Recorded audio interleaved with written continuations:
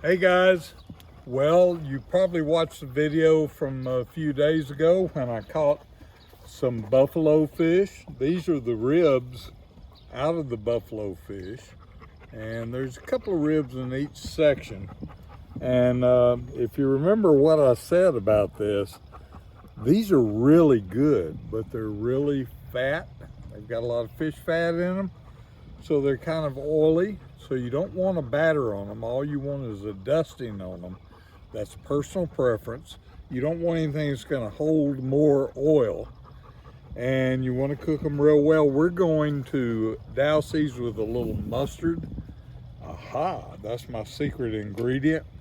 Before we roll them in cornmeal and Tony Chachere's, that's my secret spice.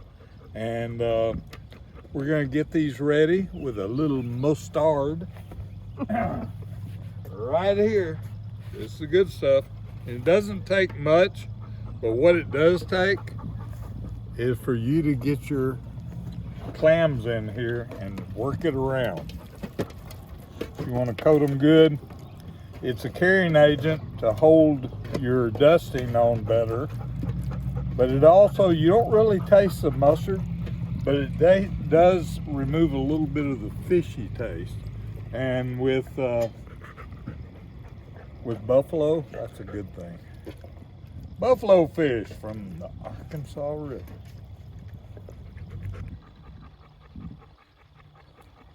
You caught me. Aha. Well, I've got my buffalo fish ready for dusting.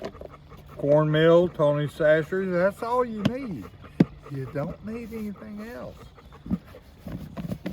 Shake it like you hate it. I don't know what we did before Tupperware. I wasn't around. Okay, so what we're gonna do is have another cocktail and get our grease ready. The grease temperature is extremely important, and I'm using my certified Chinese wok, which is on a certified Chinese burner, and it's not worth a flip, but it does great for this. So stay tuned. Your temperature on your oil needs to be around 350. What you want is excitement when you put it in the oil. If it's not exciting like that, it's not hot enough. If it's too exciting, it's too hot. You have to watch the temperature so it doesn't get too hot, too fast. Okay, we're gonna let these guys cook for a minute. Come look at this. This is a perfect fish cooking temperature, especially fish that have bones still in it. You don't want to cook it too fast because it'll just cook the outside, and the inside along the bones won't be cooked.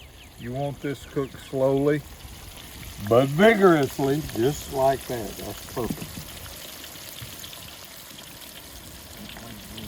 Getting golden brown, still not too hot. The temperature is perfect. What you want is for all of this bubbling to step down a notch. In fact, if you have fish with no bones in it, the fish will float at this point. But we're gonna let these cook a little bit longer because we have bones in them, and there's still a lot of moisture cooking out of the fish. So we're just gonna let it sit probably another 2 or 3 minutes. Stay tuned. Okay, you notice the bubbling has slowed down considerably, and they're getting kind of a dark brown. For buffalo ribs, that's what you want. And look what my wok will do. I love my little wok tools. So with one fell swoop, I can pick up every piece in the wok. Good stuff, good stuff. This is hotter than Hades right now, so I'm gonna have another drink. We're gonna carry this inside. Okay guys, all done. And we've got our buffalo ribs. They look wonderful and they smell really good. And the homemade coleslaw, which is cabbage and carrots and the daikon radish and freshly cut cilantro. But the feature, of course, are the buffalo ribs, so we're looking forward to that. All right.